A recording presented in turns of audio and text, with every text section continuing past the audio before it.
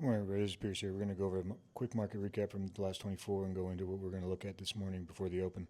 So right now you can see that we have the volatility spike from yesterday into last night. As we were looking at last night's close, we saw a brief spike just before and then it held overnight. Currently sitting at around 27. Looking at this oil prices, we've seen CL spike above 96, which is causing everything else to compress.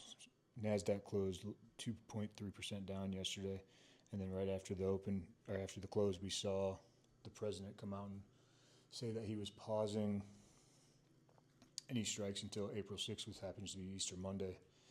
Quite a long time. We'll see how the market reacts. At first, there was an initial boost to stocks for approximately 15 minutes, and then it kind of flatlined throughout the night, getting to a high of around 23,900 just around midnight, and then a correction 0.3 for the London Open, and then ever since then it's kind of drifted down to where we are currently, with the last few minutes showing a little bit of a spike. But going back, we can see that oil is up at that blue line there, $96. Curious to see if it's going to go above that. That's been kind of the threshold. Still higher than the last spike that we had before yesterday's high price. So we're trending above that, which is going to cause a depressed open. NDX closed yesterday well down, but we're going to test that low.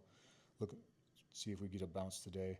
If we don't get that bounce, then it's going to be well below our support, which our next support for NASDAQ is well below where we are now, possibly another 1,000 points. But here's that NASDAQ chart I was talking about.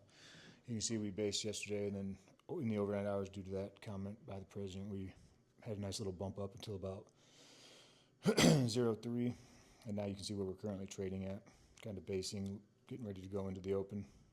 So looking for an initial bounce, and then that bounce, depending on the strength of that bounce, is going to determine whether or not we continue to bounce, looking for that 50% retracement in the 1% range or not, getting us up closer to that 23.9, 23.950 range, or if we continue to do a weak 4.45 to 5% bounce and then continue to fade back down.